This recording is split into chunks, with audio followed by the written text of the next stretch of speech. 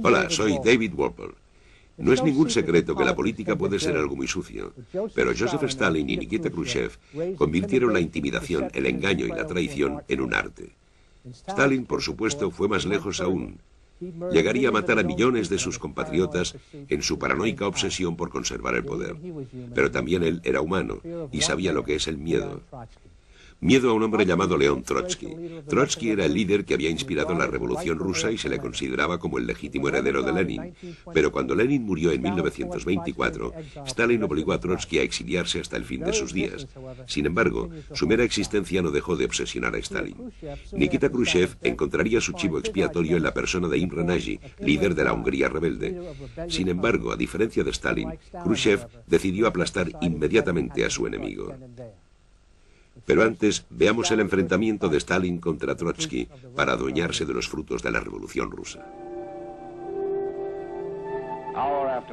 Hora tras hora, día tras día, con unas temperaturas de 20 grados bajo cero, van llegando ucranianos, mongoles y siberianos.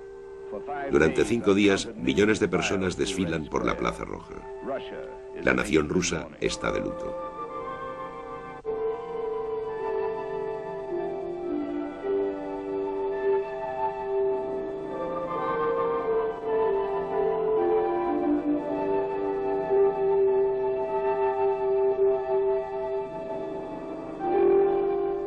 Lenin, el fundador de la Unión Soviética, ha muerto.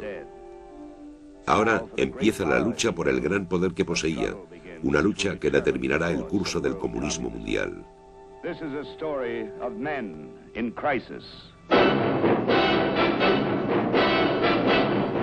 Poder contra poder.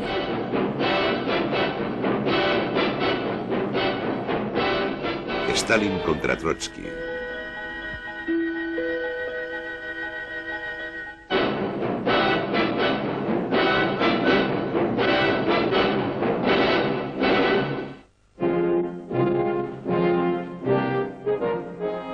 En 1940, la Unión Soviética cuenta con el ejército más poderoso del mundo. Y durante 2 décadas, el ejército y la nación han sido dirigidos por un solo hombre, Joseph Stalin, dictador absoluto de 200 millones de personas, soberano de un imperio que abarca 2 continentes.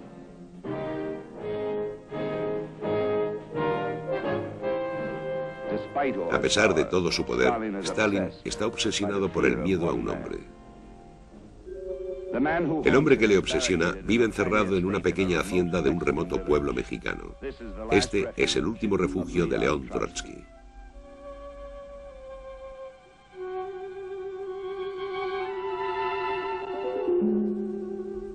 Expulsado del Kremlin, ha huido atravesando Europa y Asia. Despojado de su ciudadanía, su poder y su patrimonio, solo sueña con lo que podía haber sido, ya que una vez, hace mucho tiempo, estaba destinado a dirigir el destino de Rusia. Fue el profeta de la revolución que trataba de romper el yugo del zar. En 1900, la nobleza rusa vive en un mundo aislado, impasible ante la miseria y la pobreza de millones de rusos. La única preocupación de la familia real es librarse del aburrimiento de la vida en la corte por medio de pasatiempos infantiles.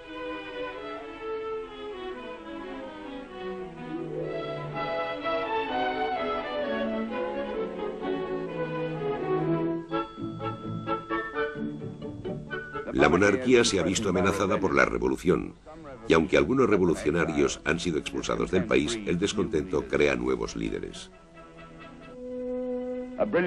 Lev Davidovich Bernstein, un estudiante ucraniano aventajado, predica la revolución, inflamado por un desproporcionado idealismo. A la edad de 19 años, cuenta ya con un largo historial policial y siente admiración por los escritos de Lenin. Ahora se hace llamar León Trotsky. Huye a Londres y se une a un grupo fanático de comunistas partidarios de Lenin. Trotsky es un escritor de gran talento y un creador apasionante, y pronto está junto a Lenin como líder del movimiento revolucionario. En 1917, Trotsky se encuentra en la ciudad de Nueva York. Es un alborotador que ha sido expulsado de casi todos los países europeos. Aquí escribe para el periódico socialista Nový Mír y predica el evangelio del comunismo de Lenin. Se dice que más tarde también trabajaría como lavaplatos, camarero, y hay incluso quienes sostienen que trabajó por $5 al día como extra en uno de los primeros estudios cinematográficos.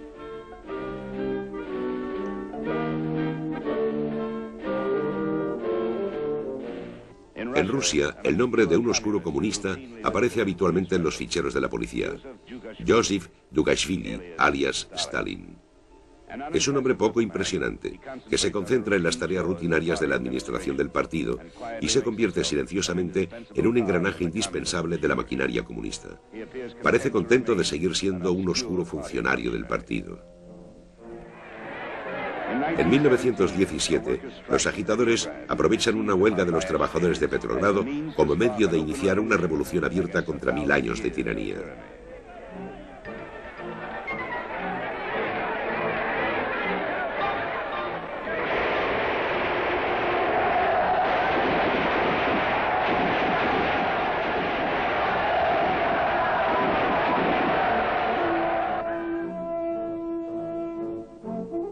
En 7 días acaban con el imperio zarista.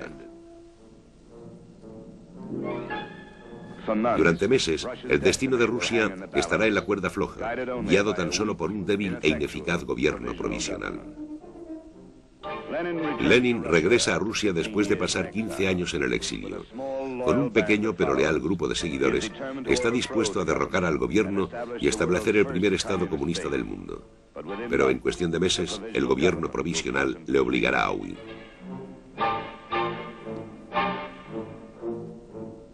León Trotsky toma el mando de la conspiración. Desafiando abiertamente la posibilidad de ser detenido, incita al pueblo de Petrogrado. El 6 de noviembre de 1917, Trotsky, como jefe del Comité Revolucionario Secreto, da la orden de empezar la sublevación comunista.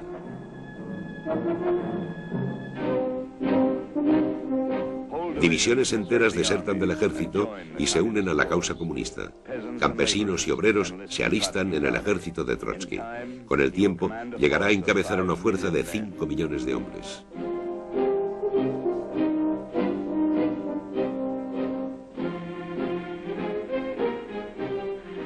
Durante 3 años de sangrienta guerra civil, Trotsky dirige a sus tropas desde un vagón acorazado de ferrocarril, corriendo de un campo de batalla a otro a lo largo de un frente de 7.500 kilómetros. Quien había sido considerado solo un intelectual erudito o un teórico soñador, demuestra ser un genio militar. Por primera vez en su vida, ejerce un inmenso poder. Siempre arrogante, ahora muestra abiertamente su desprecio por los hombres menos dotados. Sus impacientes rabietas le enemistan con los líderes del partido, pero es su furor fanático, lo que mantiene unido al ejército. Con el tiempo, será para el pueblo ruso el héroe de la revolución.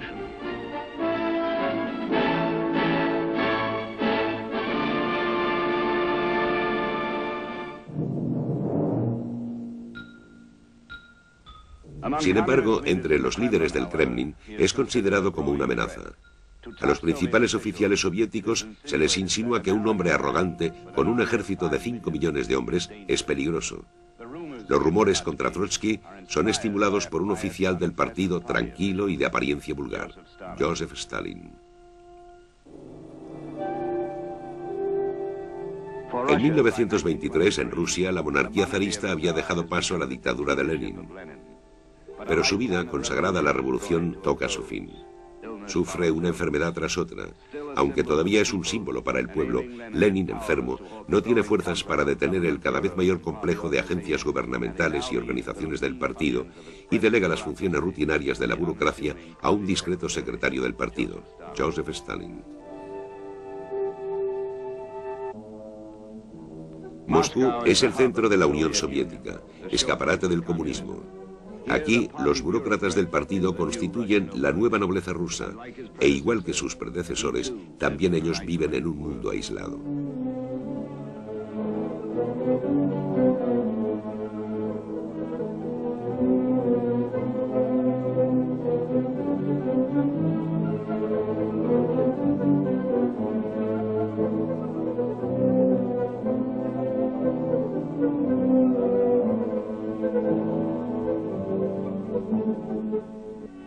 Sin embargo, en las provincias, el pueblo ruso se ve azotado por la hambruna.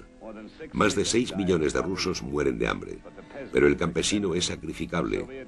El sistema soviético depende del obrero industrial. Escuadrones comunistas de requisa rondan por los campos, confiscando las escasas cosechas para alimentar a las ciudades. Se extiende entonces un odio abierto y un fuerte resentimiento contra el gobierno. Estamos hartos de Lenin y de la carne de caballo, dicen los campesinos. Dadnos al zar y carne de cerdo. En Georgia, lugar de nacimiento de Joseph Stalin, la miseria del pueblo amenaza con convertirse en una rebelión desesperada contra el régimen rojo. Y ahora, por primera vez, Stalin muestra el poder que ha adquirido silenciosamente como secretario del partido. Autoriza represalias en masa contra los campesinos rebeldes de Georgia y aplasta la revuelta con el terror, la violencia y el asesinato.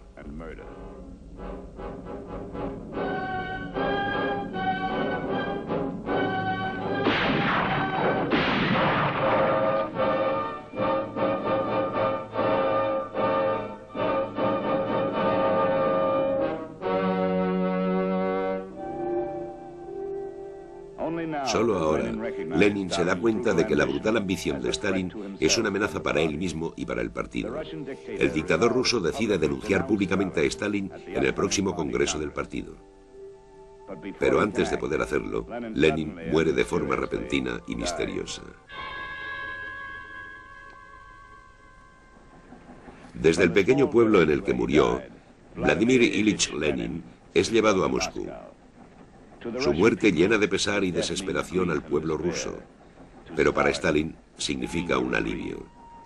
Por ello, se rumoreará más tarde que Stalin había envenenado a Lenin, pero en ese momento solo se dice que Lenin ha muerto por el pueblo.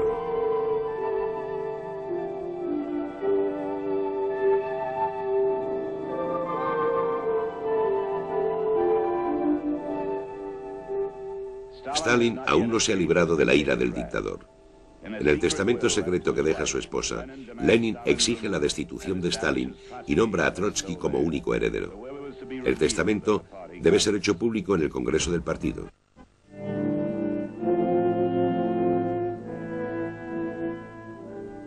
El Congreso del Partido de 1924 sirve de escenario a una extraña conspiración.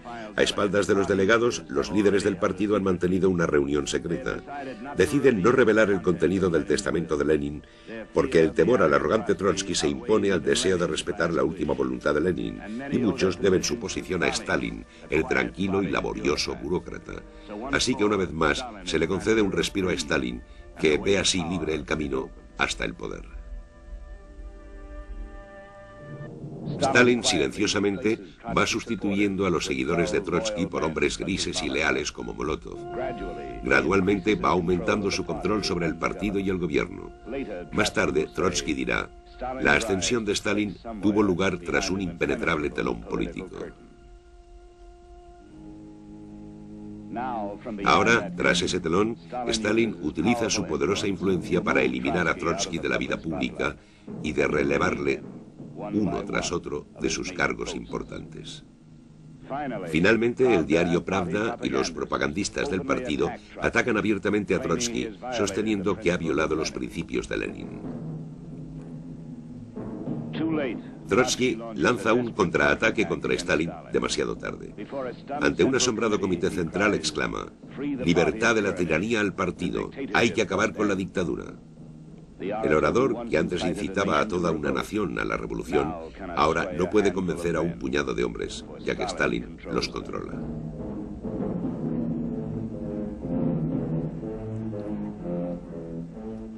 Trotsky es condenado.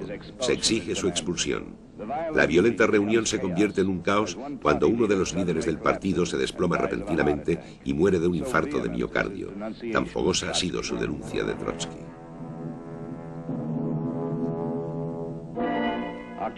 El 18 de octubre de 1926, el New York Times conmueve al mundo con la publicación en primera página del testamento de Lenin, que los ayudantes de Trotsky han sacado de Rusia. Pero incluso este golpe inesperado contra Stalin llega demasiado tarde. El 18 de enero de 1928, León Trotsky es enviado al exilio. Stalin, temeroso de la reacción pública, hace que la policía secreta secuestre literalmente a Trotsky. Pero ni siquiera Siberia puede silenciarle. Y un año más tarde es trasladado secretamente bajo guardia armada a Turquía. En Estambul, Trotsky es liberado con $1.500, el pago final a un revolucionario. En una isla solitaria, antaño habitada por exiliados reales del Imperio bizantino, Trotsky alquila la destartalada villa de un rajá arruinado. Trotsky, aunque aislado de la política mundial, puede por fin hablar. Con la única compañía de su esposa e hijo, intenta reunir a los comunistas europeos. En libros, revistas y artículos, condena a Stalin por su política de socialismo en un solo país y continúa predicando la revolución mundial. Trotsky encuentra poco apoyo explícito. Los miembros de base del partido reciben sus órdenes del Kremlin. Aún así, en Europa, se sigue considerando a Trotsky como el revolucionario peligroso y se le niega la entrada en todos los países del continente.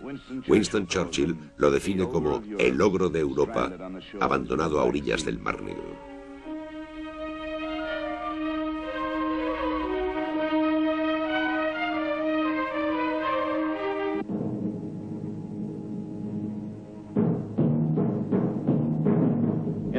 En el mundo comunista, Joseph Stalin es el dirigente supremo y un dictador puede crear su propia leyenda. Stalin determina lo que el pueblo debe creer. Para satisfacer sus deseos, cambiará el pasado. Una de las primeras cosas que hace es borrar a León Trotsky de la historia comunista.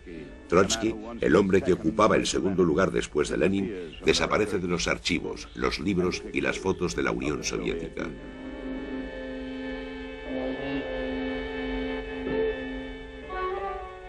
Ahora Stalin aparece como la mano derecha de Lenin, una posición ocupada en realidad por León Trotsky.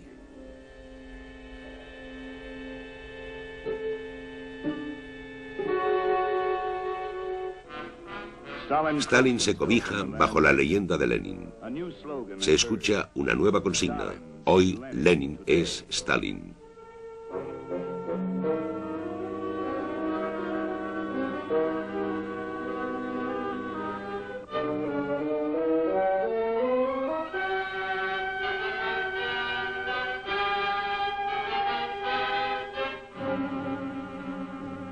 El despiadado dictador se oculta tras un mito de benevolencia.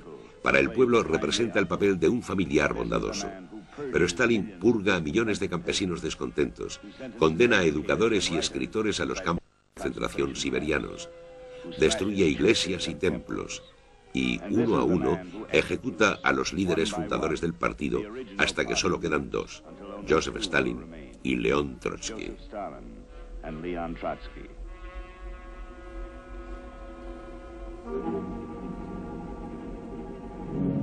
En 1932, después de 4 años, Trotsky logra por fin escapar de su exilio en la isla. Ha recibido un visado de una semana para dar una conferencia en Copenhague.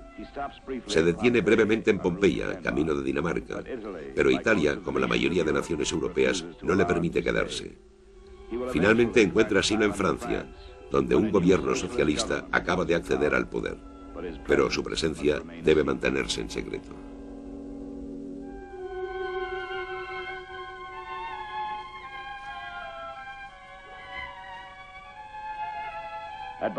En Barbizon, en Francia, en una casa aislada, Trotsky establece temporalmente su hogar, haciéndose llamar el señor Sedova.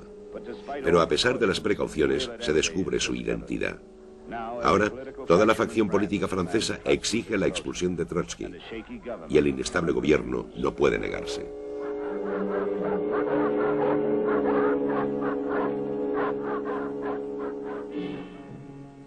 Se da a Trotsky un plazo de 24 horas para abandonar Francia y a última hora se le concede un visado a Noruega. Pero Stalin exige su expulsión, alegando que Noruega es una base para la conspiración. Amenaza con romper las relaciones diplomáticas por culpa de un único exiliado, enfermo y sin dinero. Trotsky afirma: el Kremlin negocia por mi cabeza.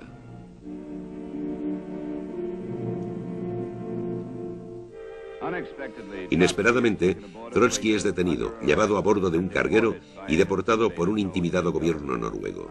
Inseguro de su destino, León Trotsky abandona Europa por última vez. Por fin le han obligado a marcharse al otro lado del mundo. En México, un pequeño grupo de seguidores dirigido por el artista Diego Rivera ha convencido al gobierno de que conceda asilo a Trotsky. A casi 11.000 kilómetros de Moscú, este será su último refugio. Rodeado por el poder de la Armada de la Unión Soviética, Stalin sigue obsesionado por el temor a León Trotsky. Pero tras 10 años acumulando poder e intensificando su control, Stalin cree ser lo suficientemente fuerte como para eliminar a Trotsky sin arriesgarse a una reacción violenta.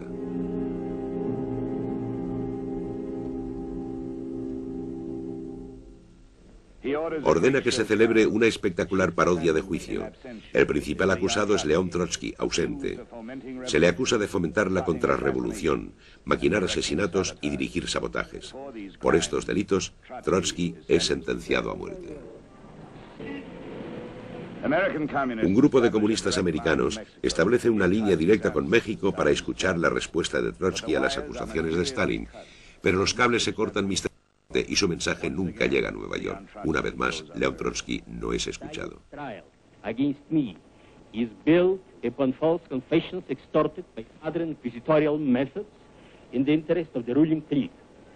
There are no crimes in history more terrible in intention or execution than the Moscow trials of Zinoviev, Kamenev, or Tatakov, Radek. His trials developed not from communism, not from socialism, but from Stalinism.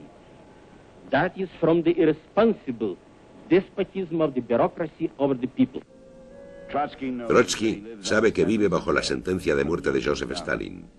Comienza cada día con la misma broma siniestra. ¿Lo ves? Anoche no nos mataron. Uno tras otro, sus 4 hijos, que viven en Europa, mueren de forma misteriosa y violenta. Trotsky encuentra fuerzas en su odio. Es un hombre solitario. Trabaja en su último libro, una reveladora biografía de Joseph Stalin.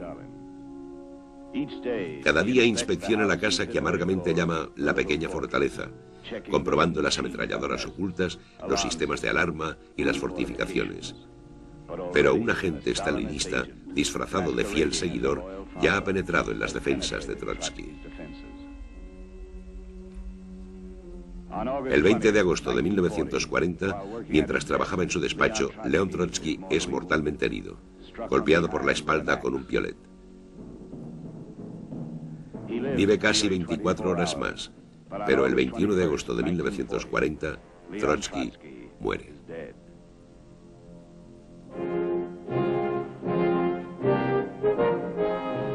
Ahora Joseph Stalin no tiene rival.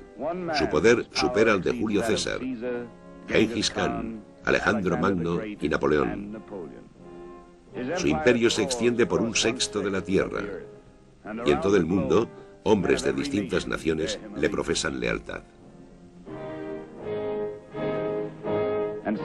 Y Stalin seguirá rodeado de seguidores leales y sumisos, como Nikita Khrushchev, un hombre poco impresionante que parece contentarse con seguir siendo un oscuro funcionario del partido.